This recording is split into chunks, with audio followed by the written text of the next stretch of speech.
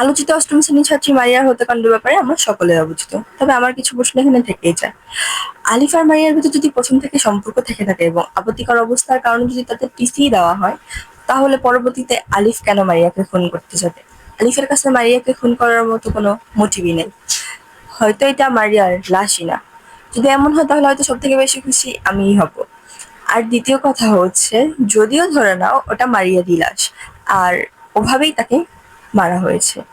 তার এই নৃশংস হত্যাকাণ্ডের বর্ণনা দিয়ে তার ফুফাতো ভাই কিছু প্রেস ব্রিফ দেয়, মানে একটা ভিডিও পোস্ট করে, এবং সেই ভিডিওর নিচে কিছু কমেন্ট ছিল। চলো আমরা কমেন্টস গুলো পড়ে আসি। তারপর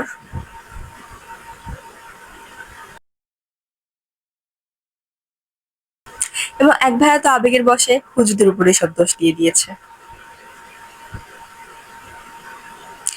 এত কিছুর পরও আমরা বিচার চাই, কারণ মৃত্যুর পরও একটা মেয়েকেই দোষী করা হচ্ছে। তাহলে চিন্তা করেন, যাই করেন না কেন বাঙালি দোষ আপনাকেই দিবে।